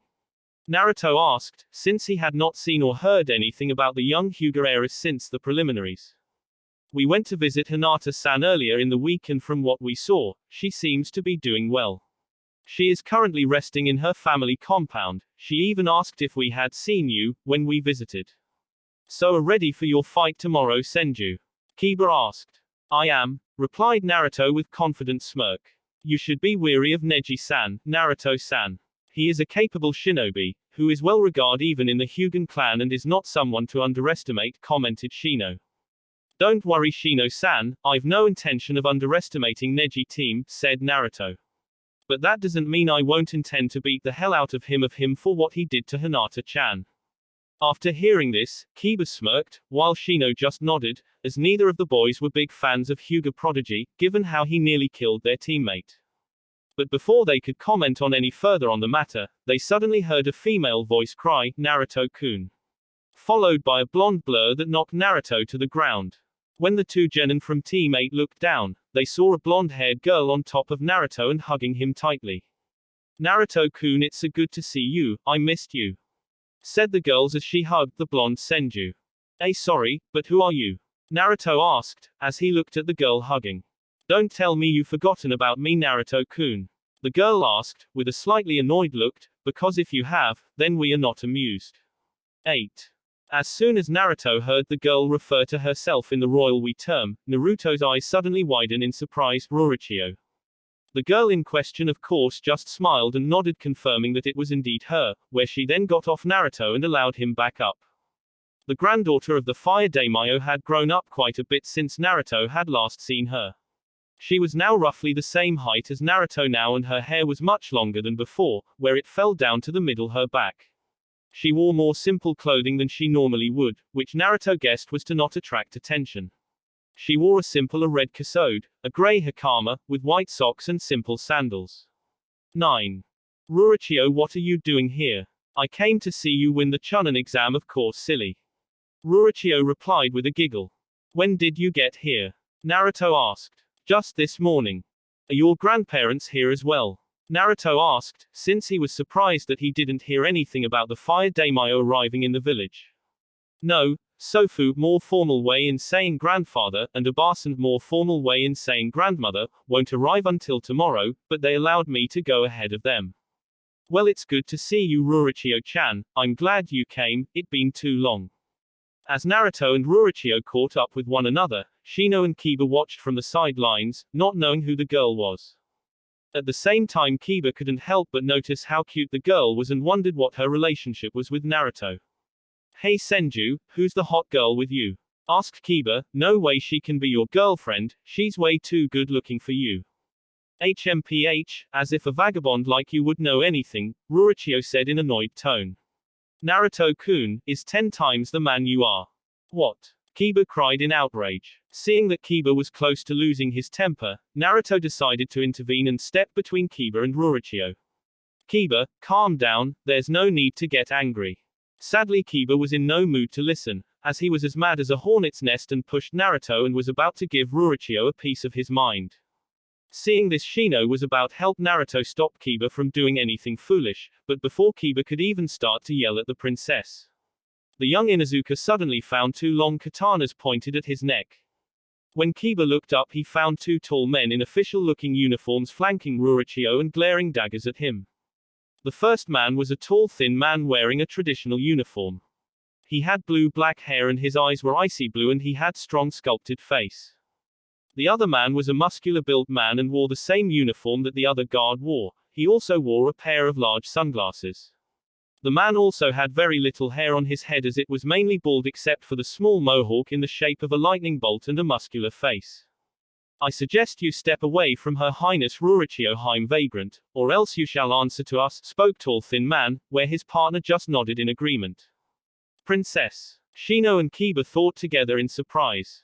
Kenru and Enru, cried Naruto when he saw Rurichio two guards, who smiled when they saw the young Senju. It's good to see again Naruto Dono, said Kenru as he glanced at Naruto. After getting over seeing his old friends again, Naruto quickly asked the two guards to lower their weapons, saying that it was all just one big misunderstanding and that Kiba meant no harm.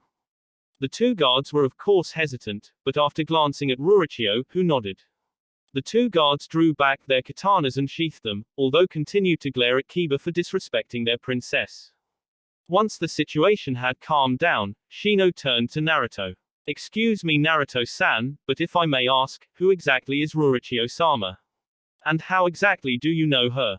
Ah, well, you see, as I was trying to explain to you both earlier, Naruto said nervously, as he wasn't exactly sure how to say this. The thing is, like Kenru said, Rurichio-chan is a princess, or to be more precise, she is the Fire Daimyo's granddaughter. We kind of met a while back when we were younger, when my mom was helping to treat her uncle, when he was ill.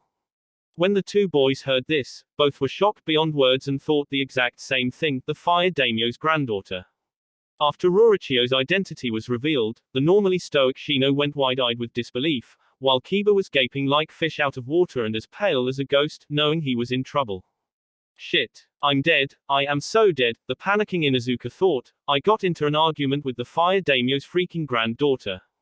Seeing the situation that his teammate was facing, Shino decided to step in the hope of saving his team. Rurichio Haim, it is a great honor to have you here in Out Village and please accept our sincere apologies, my teammate Kiba meant no disrespect. He can just be rather brass and does not know what he says at times. Yeah, I'm sorry, I'm really sorry, Kiba said, who was seriously hoping that Rurichio wouldn't go to her grandfather and complain to him. Seeing how nervous Kiba was, Rurichio decided to let the matter go, as it was obvious Kiba now regretted his earlier comments. Very well, we shall let this matter go, but in return we would like you Naruto-kun to show us around Konoha, as this is our first time coming here and we would like to see all the sights. Sure. I would be happy to, replied Naruto, since it allowed him to catch up with his friend and at the same time allow him to move past the whole event with Kiba. Pleased with this, Rurichio quickly grabbed hold of Naruto's right arm tightly and had him lead the way, leaving a bewildered Kiba and an intrigued Shino. As who would have guessed that Naruto was friends with the Fire Daimyo's granddaughter?